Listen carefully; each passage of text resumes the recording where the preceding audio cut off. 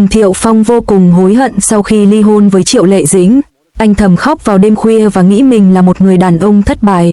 Phùng Thiệu Phong nỗi hối hận muộn màng sau cuộc ly hôn với Triệu Lệ Dĩnh. Đêm khuya, trong căn biệt thự rộng lớn của Phùng Thiệu Phong ở Thượng Hải, chỉ có ánh đèn vàng hắt ra từ phòng khách, mọi vật yên ắng đến mức có thể nghe rõ tiếng kim đồng hồ tích tắc. Ở một góc sofa, Phùng Thiệu Phong ngồi gục đầu, gương mặt hốc hác, đôi mắt đỏ hoe vì khóc. Anh tự lẩm bẩm, là một người đàn ông, tôi là một kẻ thất bại. Những giọt nước mắt cứ thế rơi xuống, làm nhòe đi tờ giấy ly hôn cũ mà anh vẫn giữ lại trong ngăn tủ. Giấy tờ ấy, vốn dĩ chỉ là một tờ văn bản pháp lý, nhưng lại giống như một bản án tuyên bố sự kết thúc của một cuộc hôn nhân từng được cả làng giải trí chúc phúc. Trong ký ức của anh, hình ảnh Triệu Lệ Dĩnh vẫn hiện hữu rõ ràng. Đó là những buổi sáng khi cả hai cùng nhau ăn sáng đơn giản, những lần cô mỉm cười dịu dàng khi ôm con trai vào lòng, hay những lần họ nắm tay nhau xuất hiện trước truyền thông. Triệu Lệ Dĩnh, người phụ nữ nhỏ bé nhưng kiên cường, một nữ diễn viên đi lên từ vai quần chúng, từ những ngày lăn lộn trường quay không tên tuổi, đến khi trở thành ngôi sao hạng A của Trung Quốc. Anh nhớ rõ ánh mắt đầy tự tin của cô khi đứng trước ống kính, nhớ cả sự tận tụy khi cô chăm lo gia đình. Có một thời gian, anh nghĩ mình là người đàn ông may mắn nhất, bởi bên cạnh sự nghiệp, danh tiếng, anh còn có được tình yêu của cô gái mạnh mẽ nhưng cũng vô cùng dịu dàng ấy. Nhưng rồi, cuộc sống hôn nhân không phải lúc nào cũng toàn màu hồng. Sự khác biệt về quan điểm sống, sự bận rộn trong công việc và cả áp lực từ truyền thông khiến khoảng cách ngày một lớn dần. Phùng Thiệu Phong, vốn sinh ra trong gia đình giàu có địa vị, đôi khi vô tình để sự vô tâm của mình lấn át. Trong khi đó, Triệu Lệ Dĩnh lại là mẫu phụ nữ mạnh mẽ, tự lập. Cô không muốn chỉ làm bóng hồng bên cạnh, mà luôn khao khát phát triển sự nghiệp. Chính sự khác biệt này, cộng thêm những hiểu lầm nhỏ nhặt, đã tích tụ thành mâu thuẫn lớn.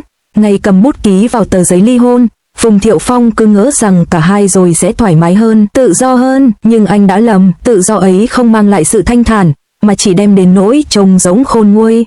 Sau ly hôn, Triệu Lệ Dĩnh càng ngày càng tỏa sáng. Cô liên tục tham gia những dự án phim lớn, trở thành gương mặt đại diện cho hàng loạt nhãn hàng đình đám.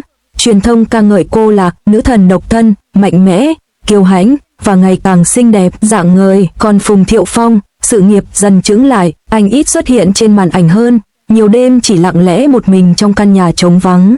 Anh nhận ra rằng, sự cô đơn là thứ đáng sợ nhất. Có tiền bạc, có danh vọng, nhưng không có một mái ấm thực sự, mọi thứ đều trở nên vô nghĩa.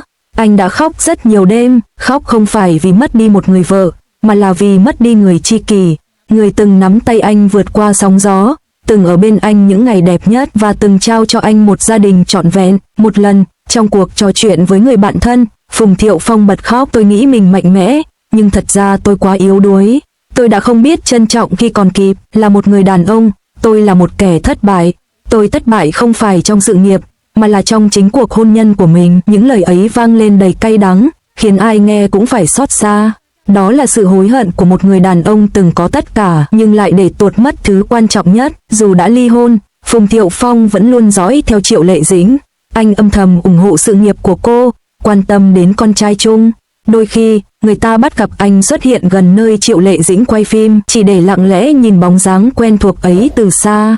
Có lần, trong một buổi phỏng vấn, anh khẽ nói, Dĩnh Dĩnh, mãi mãi là người phụ nữ tôi tôn trọng và biết ơn nhất. Câu nói ngắn gọn, nhưng chứa đựng tất cả nỗi niềm hối hận và tình yêu còn sót lại. Người hâm mộ không ngừng mong chờ một ngày nào đó, Triệu Lệ Dĩnh và Phùng Thiệu Phong sẽ tái hợp. Dù họ đã từng chia tay, nhưng rõ ràng, tình cảm chưa bao giờ biến mất hoàn toàn. Đặc biệt, khi nhìn thấy ánh mắt buồn bã của Phùng Thiệu Phong mỗi lần nhắc đến gia đình, khán giả càng tin rằng anh thật sự yêu cô nhiều hơn những gì từng thể hiện. Có thể, số phận đã để họ xa nhau để học cách trân trọng.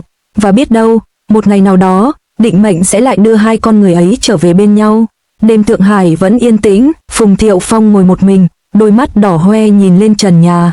Anh thì thầm, như nói với chính mình, cũng như muốn gửi đến người cũ, nếu được quay lại một lần, tôi sẽ không bao giờ buông tay nữa. Nhưng có lẽ, mọi thứ đã quá muộn rồi. Nước mắt lăn dài, rơi xuống tấm ảnh gia đình cũ đặt trên bàn. Trong bức ảnh ấy, Triệu Lệ Dĩnh mỉm cười rạng rỡ, còn anh thì nắm chặt tay cô. Một khoảnh khắc hạnh phúc đã hóa thành ký ức mà anh sẽ mang theo suốt đời, cùng nỗi hối hận không thể nào nguôi. Phùng Thiệu Phong sau đêm khuya bật khóc ấy, tâm trạng của anh không thể nào bình tĩnh lại. Người đàn ông vốn luôn xuất hiện trước công chúng với hình ảnh điềm tĩnh, phong độ, nay bỗng hóa thành một kẻ yếu đuối. đầy những vết nứt trong tâm hồn. Câu nói, là một người đàn ông, tôi là một kẻ thất bại, không chỉ bật ra từ đôi môi anh mà như là một lời thú nhận xé lòng từ tận sâu đáy tim. Anh tự hỏi, mình đã làm gì để đánh mất một người phụ nữ như Triệu Lệ Dĩnh? Tại sao khi có hạnh phúc trong tay, mình lại không biết trân trọng? Tại sao đến lúc mất đi rồi, mới cảm nhận được sự quan trọng của cô ấy? Những câu hỏi ấy như những nhát dao, đâm vào tâm trí anh từng đêm, khiến anh không tài nào ngủ yên trong căn phòng vắng. Ánh đèn vàng leo lét hát lên gương mặt tiều tụy, đôi mắt đỏ hoe của Phùng Thiệu Phong. Anh nhớ về những ngày hai người còn sống chung, buổi sáng cùng nhau ăn điểm tâm, tiếng cười giòn tan của Triệu Lệ Dĩnh khi nói chuyện với con, hay những cái chạm vai nhẹ nhàng mà ấm áp. Tất cả giờ đây chỉ còn là ký ức, mà ký ức thì càng nghĩ, càng đau. Điều khiến anh hối hận nhất, chính là những lúc nóng nảy, im lặng hay bận rộn đến mức bỏ quên cảm xúc của vợ. Anh từng nghĩ, một người phụ nữ mạnh mẽ như Triệu Lệ Dĩnh thì chẳng cần anh phải che chở quá nhiều, nhưng anh đã nhầm, phía sau sự mạnh mẽ ấy, cô vẫn chỉ là một người phụ nữ cần yêu thương, cần sự quan tâm, và anh người chồng lại không làm trọn vai trò ấy. Có những đêm, Phùng Thiệu Phong lén mở lại những bức ảnh cũ. Anh thấy hình ảnh vợ cười rạng rỡ trong bộ váy cưới, thấy hình ảnh gia đình ba người hạnh phúc bên nhau, nhưng rồi, anh lại bật khóc, bởi biết rằng những gì đẹp đẽ ấy đã không còn. Bức ảnh chỉ là một khoảnh khắc quá khứ, còn hiện tại anh chỉ là kẻ cô độc trong căn biệt thự rộng lớn. Nỗi hối hận ấy càng lớn hơn khi anh nhìn con trai ngày một khôn lớn. Đứa trẻ hồn nhiên, mỗi lần gặp bố vẫn vui vẻ gọi ba, vẫn ríu rít kể những câu chuyện nhỏ. Nhưng trong ánh mắt non nớt ấy, Phùng Thiệu Phong lại thấy một khoảng trống. Con trai đang lớn lên mà thiếu đi sự hiện diện thường xuyên của cả cha lẫn mẹ. Anh biết, ly hôn không chỉ khiến anh và Triệu Lệ Dĩnh đau khổ, mà đứa trẻ vô tội cũng phải chịu tổn thương. Một lần tâm sự với bạn bè, Phùng Thiệu Phong thừa nhận, trong sự nghiệp tôi có thể là người thành công, nhưng trong gia đình, tôi đã thất bại. Tôi không giữ được người phụ nữ từng hết lòng yêu mình, và tôi cũng không mang lại một mái ấm trọn vẹn cho con trai. Lời nói ấy khiến ai nghe cũng lặng người, bởi nó chứa đựng tất cả sự cay đắng và nỗi dằn vặt khôn nguôi. Những năm sau ly hôn, dù bên ngoài anh vẫn xuất hiện trong vài sự kiện, nhưng ai cũng thấy rõ sự thay đổi. Ánh mắt anh không còn sáng rực như trước, nụ cười cũng gượng gạo hơn, và dáng vẻ trầm mặc như người mang một nỗi đau giấu kín. Nhiều fan còn nhận xét, anh ấy già đi rất nhanh, dường như nỗi cô đơn và sự hối hận đã ăn mòn thời gian của anh. Thỉnh thoảng, báo chí vẫn nhắc đến tin đồn tái hợp, nhưng Phùng Thiệu Phong hiểu rõ, để hàn gắn vết rạn nứt đã qua là điều không dễ dàng.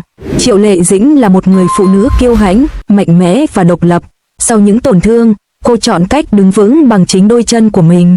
Chính vì thế, nỗi hối hận trong lòng Phùng Thiệu Phong càng thêm sâu, bởi anh biết mình đã bỏ lỡ một người vợ, một người bạn đồng hành tuyệt vời mà cả đời có lẽ anh sẽ chẳng bao giờ gặp lại lần thứ hai. Đêm khuya, khi thành phố lặng im, Phùng Thiệu Phong ngồi một mình bên cửa sổ, ngước nhìn bầu trời đen thẳm. Anh thì thầm như nói với chính mình, nếu thời gian có thể quay ngược, tôi nhất định sẽ yêu cô ấy nhiều hơn, nhường nhịn nhiều hơn, và trân trọng từng khoảnh khắc bên nhau. Nhưng đáng tiếc, tất cả đã quá muộn.